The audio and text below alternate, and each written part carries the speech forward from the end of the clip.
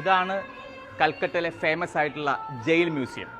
അതായത് ബ്രിട്ടീഷ് ഭരണകാലത്ത് സ്വാതന്ത്ര്യ സമര സേനാനികളെ വധശിക്ഷയ്ക്ക് വിധിക്കുമ്പോൾ, അതായത് കൽക്കട്ടയിലെ സ്വാതന്ത്ര്യ സമര സേനാനികളെ വധശിക്ഷയ്ക്ക് വിളിക്കുമ്പോൾ ആ വധശിക്ഷയ്ക്ക് വിധിച്ച ആ പ്രതികൾ അവരെ പാർപ്പിക്കുന്ന ഒരു ജയിലാണ് നമ്മൾ അങ്ങോട്ട് കയറുന്നത്.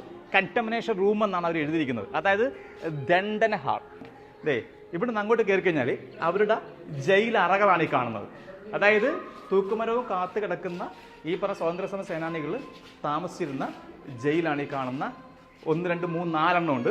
അതിൽ ഒരെണ്ണത്തിൽ ആ പറയുന്ന ആ കാലഘട്ടം ശിക്ഷിക്കപ്പെട്ട ഒരു സ്വാതന്ത്ര്യ സമര സേനാനിയുടെ ഒരു രൂപം അവിടെ വെച്ചിട്ടുണ്ട്. ഈ സമയത്ത് നിങ്ങൾക്ക് ബാക്ക്ഗ്രൗണ്ടിൽ കേൾക്കാം, അതായത് നമ്മുടെ വന്ദേ മാതരം വിളികളും ആ പറയുന്ന ഫീലിങ്സ് ആയിട്ടുള്ള പാട്ടുകളും ഒക്കെയാണ് ബാക്ക്ഗ്രൗണ്ടിൽ കിടക്കുന്നത്. കാരണം ഒരു കാലഘട്ടം ബ്രിട്ടീഷ് ഭരണത്തിനെതിരെ പടപൊരുതിയ ഒരുപാട് സ്വാതന്ത്ര്യ സമര സേനാനികളുണ്ട്. അതിൽ ജീവൻ പൊലിഞ്ഞ് ഒരുപാട് പേര് അറിഞ്ഞും അറിയാത്തവരുമുണ്ട്. അതിൽ ഏകദേശം 5 പേരോളം ഈ പറയുന്ന തൂക്കുമരത്തിൽ, തൊട്ടപ്പുറം നമ്മൾ കാണാൻ പോകുന്ന തൂക്കുമരത്തിൽ തൂക്കിലേറ്റപ്പെട്ടിട്ടുണ്ട്. ഇവിടെയാണ് ആ തൂക്കുമരം. അതായത് 5ഓളം സ്വാതന്ത്ര്യ സമര സേനാനികൾ തൂക്കിലേറ്റപ്പെട്ട തൂക്കുമരാണ് ഈ കാണുന്നത്.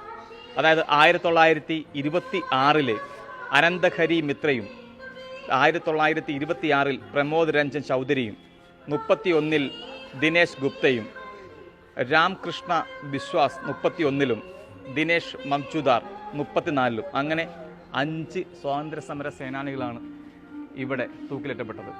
ഈ പറയുന്ന 5 സ്വാതന്ത്ര്യ സമര സേനാനികൾ തൂക്കിലേറ്റുന്ന ആ കാഴ്ച കണ്ടു നിന്ന ഗാലറിയാണ് ആ കാണുന്നത്. അവിടെ ഓരോ രൂപങ്ങൾ വെച്ചിട്ടുണ്ട്. ഇതേപോലെ അവിടെ ഇരുന്നു കൊണ്ടാണ്, ഈ ഗാലറിയിൽ നിന്നുകൊണ്ടാണ് അവർ ഓരോ ഈ സ്വാതന്ത്ര്യ സേനാനികളും തൂക്കിലേറ്റപ്പെട്ടപ്പോൾ അത് കണ്ട് ആസ്വദിച്ച ആ പറയുന്ന ഈ ഗാലറി അതിന്നും ഇവിടെ സൂക്ഷിക്കുന്നുണ്ട്. ജനുവരി 30-ാം തീയതി ഈ കൽക്കട്ടയിലെ വിദ്യാർത്ഥികൾ ഈ പറയുന്ന ഇവിടെ വരികയും പുഷ്പചക്രം അർപ്പിക്കുകയും ചെയ്യുന്നത് ഇവിടെ പതിവാണ്. ഇവിടെ തൂക്കിലേറ്റപ്പെട്ട ഓരോ സ്വാതന്ത്ര്യ സമര സേനാനികളും അവരുടെ ബോഡി പോസ്റ്റ്മോർട്ടം ചെയ്യുന്ന റൂമാണിത്. ഈ പറയുന്ന ടേബിളിലാണ് ആ ഓരോ നമുക്ക് വേണ്ടി മരിച്ച ഓരോ 5 പേരുടെയും ബോഡി കിടന്ന സ്ഥലമാണ്. ഇവിടെയാണ് ആ പോസ്റ്റ്മോർട്ടം ചെയ്തത്. ഇന്നും ഈ ഓർമ്മകൾ അതേപോലെ തന്നെ അതേ ഫീലിങ്സിൽ നമുക്ക് പകർന്നു നൽകാൻ ഈ പറയുന്ന സർക്കാരിന്, ഈ കൽക്കട്ട സർക്കാരിന് ഇന്നും കഴിയുന്നുണ്ട്. ഈ സ്ഥലമാണ് എനിക്ക് ഈ പറയുന്ന കൽക്കട്ടയിൽ വന്നിട്ട് ഏറ്റവും ഫീലായത്, ഹാർട്ട് ടച്ചായ ഒരു സ്പേസാണ് ഈ പറയുന്ന ജയിൽ മ്യൂസിയം. ഇന്ത്യയുടെ പ്രധാനമന്ത്രി ആയിരുന്ന ജവഹർലാൽ നെഹ്റു കിടന്ന സെല്ലാണ് ഈ കാണുന്നത്. ഈ സെല്ലിനൊരു പ്രത്യേകതയുണ്ട്. ഈ സെല്ല് കാണിക്കാനല്ല ആക്ച്വലി വീഡിയോ ചെയ്തത്. ഈ സെല്ല് നമ്മൾ കാണാം, ഇങ്ങേറ്റത്ത് കിടന്നതാണ് നെഹ്റു കിടന്ന ജയിൽ. അതായത് ഏകദേശം 80 ദിവസമാണ് ഇവിടെ ജവഹർലാൽ നെഹ്റു കിടന്നത്. ഈ സമയത്ത് 2 ആഴ്ച കൂടുമ്പോൾ ഒരിക്കൽ നെഹ്റുവിനെ സന്ദർശിക്കാനുള്ള ഒരു അവസരം ഉണ്ടായിരുന്നു ഇന്ദിരാഗാന്ധിക്ക്. അപ്പം അത് വന്ന് കാണാൻ വേണ്ടി വന്നിരിക്കുന്ന സ്ഥലമാണ് ഈ സൈഡിൽ കാണുന്ന ഒരു സ്പോട്ട്. ഇവിടെ അവർ അതിൻ്റെ ആ ഒരു കൺസെപ്റ്റ് ജനങ്ങൾ പെട്ടെന്ന് മനസ്സിലാക്കാൻ വേണ്ടിയിട്ട് ഇന്ദിരാഗാന്ധിയുടെ ഒരു പിക്ചർ ഇവിടെ സെറ്റ് ചെയ്ത് വെച്ചിട്ടുണ്ട്. അതായത് ഇവിടെ 20 മിനിറ്റ് സമയമാണ് 2 ആഴ്ച ഒരിക്കൽ ചിലവഴിക്കാൻ പറ്റുന്നത്. അത് അച്ഛനും മകളും ഇവിടെ വന്നിരിക്കുമായിരുന്നു നെഹ്റുവിനെ കാണാനാണെന്ന് ഇവിടെ ചരിത്രങ്ങൾ എഴുതി വെച്ചിരിക്കുന്നത്. ഇവിടെ അത് സമയമെന്ന് പറഞ്ഞാൽ 1937 ഫെബ്രുവരി 27 മുതൽ മെയ് 8 വരെയുള്ള 80 ദിവസമായിരുന്നു ഇവിടെ കാണാൻ വന്നിരുന്നത്. ഇനി നമ്മൾ കാണാൻ പോകുന്നത് ഒരു ജയിലിനകത്ത് അവരുടെ ജീവിതമാണ്. ആ ജീവിതം അതേപോലെ തന്നെ അവരുടെ അവരെ എങ്ങനെയാണ് ജയിലിൽ ജീവിച്ചിരുന്നത്, ആ ജീവിച്ചിരുന്നതിൻ്റെ ഓരോ ദൃശ്യങ്ങളുമാണ് കാണുന്നത്. ഇവിടെ ചെറിയ ചെറിയ സൗണ്ടിലൂടെ അത് നമുക്ക് പകർന്നു നൽകുന്നുമുണ്ട്.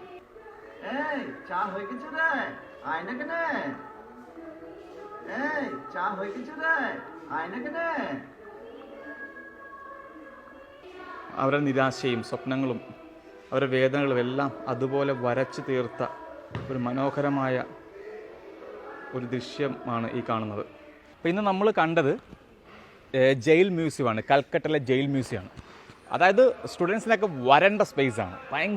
അതായത് നമുക്ക് ആ സ്വാതന്ത്ര്യ സമര കാലഘട്ടത്തിൽ ജയിലിൽ അനുഭവിച്ച അവരുടെ ഓരോ ജീവിതത്തിനെയും നേർക്കാഴ്ചയാണ് ഇവിടെ ഒരുക്കിയിരിക്കുന്നത്. അതായത് നമ്മുടെ സുഭാഷ് ചന്ദ്രബോസും ജവഹർലാൽ നെഹ്റുവും അങ്ങനെ ഒരുപാട് പേരുടെ ജീവിതങ്ങൾ ഇവിടെ ഒരു നേർക്കാഴ്ച പോലെ വരച്ചു വെച്ചിട്ടുണ്ട്. അത്ര മനോഹരമാണ്.